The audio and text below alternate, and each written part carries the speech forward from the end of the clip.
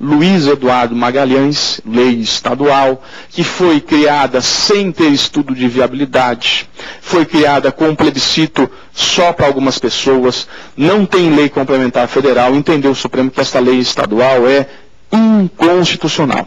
No voto primeiro do ministro Eros Grau, ele tinha dado um voto bastante interessante no que ele chamou de princípio da reserva do impossível. Princípio da reserva do impossível. O princípio da continuidade do Estado. A ideia, disse Eros Grau, de que, como Luiz Eduardo Magalhães estava criado há mais de 6 anos, era impossível voltar atrás. Falou ele de uma perspectiva de uma força normativa dos fatos. Uma tendência nova. Princípio da reserva do impossível. Um voto bastante interessante, moderno, que depois, quando o Gilmar Mendes pede vista, Gilmar Mendes faz com que o voto se reverta. Mostra a Gilmar Mendes que a lei estadual era totalmente, flagrantemente inconstitucional. E propõe, então, um prazo para que os municípios que foram criados sem observâncias desses pressupostos, eles se adequem à Constituição.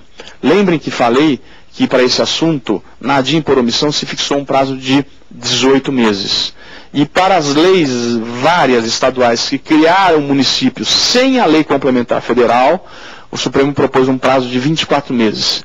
Ou seja, declarou inconstitucional a lei, princípio da nulidade, a lei é nula, porém modulou os efeitos pro futuro. A lei é nula, a lei é inconstitucional, porém mesmo assim continua produzindo efeitos até 24 meses do nosso voto. Isso para que tenha tempo de vir a lei complementar federal, do 18, parágrafo 4º, e as leis estaduais se adequem a ela. A grande pergunta que eu faço é, e se não vier? Vamos torcer para vir.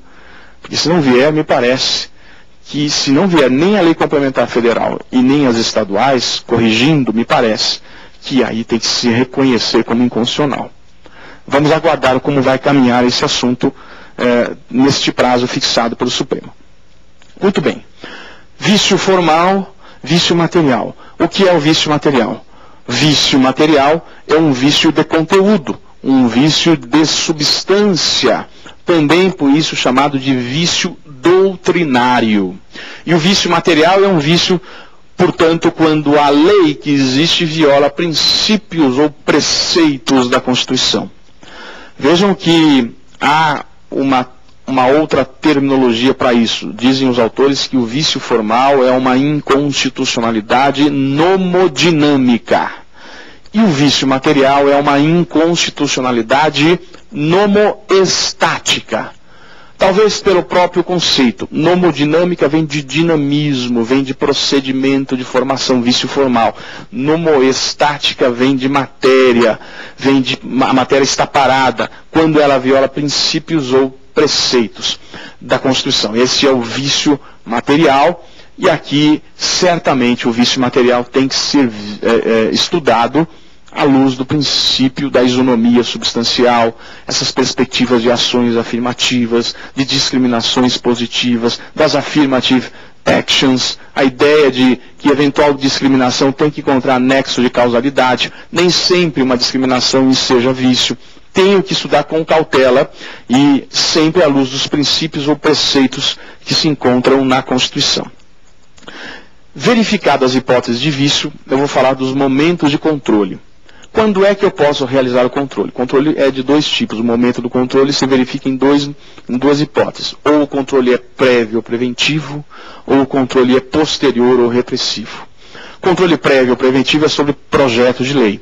Controle posterior ou repressivo é sobre a lei. E o controle posterior ou repressivo pode se dar por duas maneiras. Ou ele é difuso ou concentrado. Vai dizer que o nosso sistema de controle é jurisdicional misto, porque é exercido por regra pelo Poder Judiciário, e misto porque é exercido de forma difusa ou de forma concentrada. Controle difuso, aquele exercido por qualquer juiz ou tribunal, de forma ou de maneira incidental, como questão prejudicial ao mérito. Controle concentrado, aquele exercido de maneira originária, competência originária ou do TJ ou do STF. Vamos tratar alguma coisa do controle difuso, que tem origem aí na doutrina americana, no precedente Marbury versus Madison, onde se ficou estabelecido pelo juiz John Marshall, em 1803, que, havendo conflito entre a Constituição e a lei, prevalece o que está na Constituição.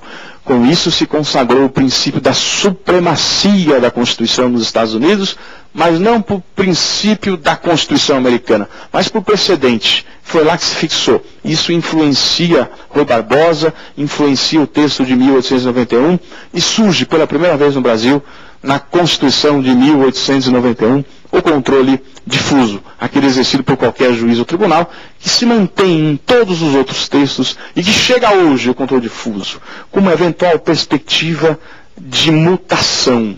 E nós vamos comentar alguma coisa sobre essa perspectiva nova do controle difuso, de uma suposta mutação constitucional do 5210, que eu falo daqui a pouco, sobre a nova perspectiva do papel do Senado no controle difuso.